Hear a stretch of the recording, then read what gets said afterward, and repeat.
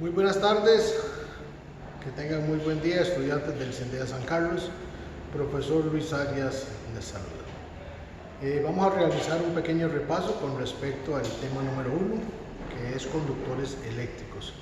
De antemano les pido disculpas si en algún momento del video les doy las espaldas mientras estoy escribiendo. Conductores eléctricos son todos aquellos materiales que, de acuerdo a su condición física, son capaces de transmitir o de trasladar la energía eléctrica de un punto a otro punto. También tenemos lo contrario a los materiales conductores, que son los materiales aislantes.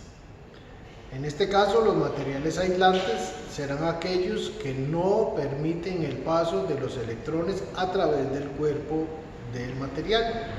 Por ejemplo, el plástico, el vidrio, el hule y algunos materiales como la madera, siempre y cuando esté en un estado de secado bastante alto. Si la madera, por ejemplo, está húmeda y aún mantiene ciertos químicos y ciertos azúcares en sus composiciones, es un material que todavía se puede considerar un poco conductor. Entonces vamos a dividir los materiales en dos tipos: los materiales aislantes y materiales conductores. Los materiales conductores en su mayoría están formados por metales.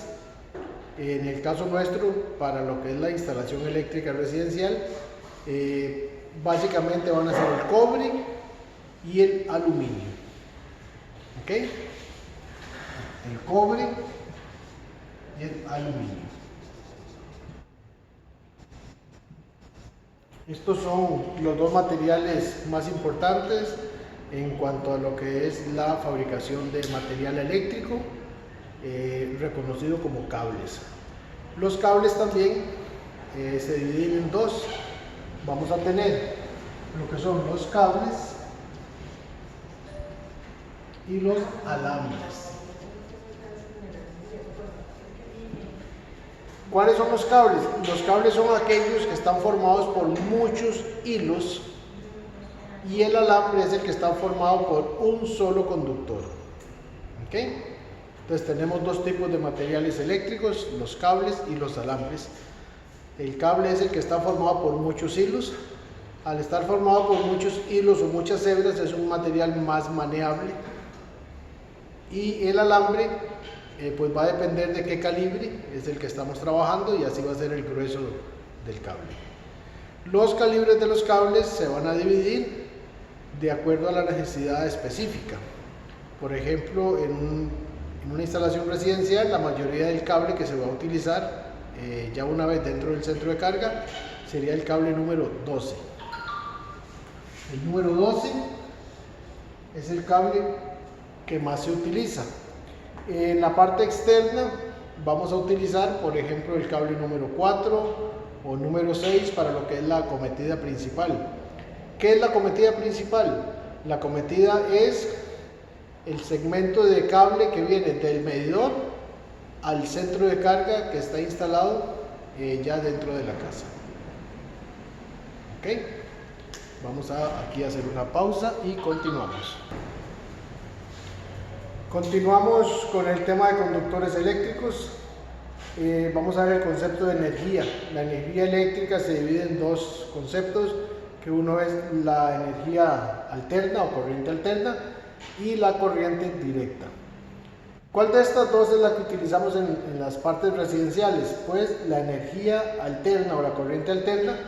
Esta es la que nos facilita, por ejemplo, los 120 voltios o los 240 voltios. ¿Cómo está formada la corriente alterna? La corriente alterna se forma por una fase, en este caso fase número 1, más una línea neutro. Una línea neutro.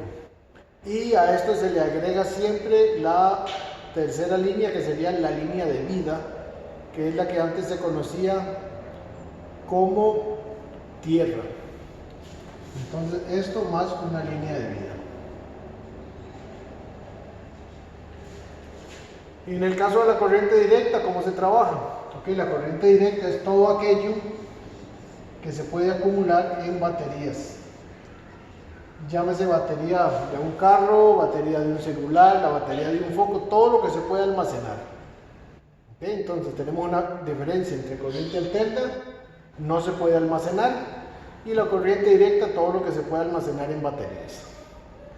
La corriente alterna tiene una frecuencia diferente, de manera que la onda senoidal nos da ese tipo de curva. Y ese tipo de curva lo que nos dice es que la corriente varía su posición en una frecuencia de 60 Hz. ¿Qué significa eso? Que ella varía o hace su cambio de fase y neutro 60 veces por segundo. Mientras que la corriente directa, que es la que se almacena en las baterías, ella mantiene su posición desde el origen hasta el consumo. ¿Ok? Entonces aquí tenemos una diferencia entre corriente alterna y corriente directa. Ok, continuamos siempre dentro del tema de conductores eléctricos. Algo muy importante es saber que debemos respetar lo que llamaremos el código de colores. El código de colores es igual como en el semáforo, hay un código de colores que dice dónde usted debe detenerse y dónde puede avanzar, y dónde debe hacer una pausa en el camino, que en ese caso sería el color amarillo. Para nuestro código de colores eléctrico vamos a tener en la fase número 1, se va a identificar con un cable de color rojo, la fase número 2 con un cable de color azul o negro. ¿Ok? Azul o negro para la fase número 2. El neutro siempre va a ser un cable de color blanco, y la línea de vida va a ser siempre un cable de color verde. Esto de las fases ha venido evolucionando. Antes, pues con solo una fase y un neutro ya obteníamos lo que llamábamos un 110 o un 120 voltios. Vale aquí la aclaración, 110 o 120 voltios es relativamente lo mismo, simplemente es un rango de corriente eléctrica en el que nos podemos manejar. No significa que uno esté mal o el otro esté bien, los dos términos son correctos. Actualmente se trabaja en forma residencial con 240. Los 240 voltios están formados por fase 1 más fase 2 más un neutro más una línea de vida. Este es el conjunto para obtener un 240 voltios. ¿Okay? Anteriormente, como les digo, se trabajaba a 110. Ahora la idea de trabajar a 240 es poder hacer una distribución más clara y más efectiva de las cargas eléctricas dentro de una habitación o residencia.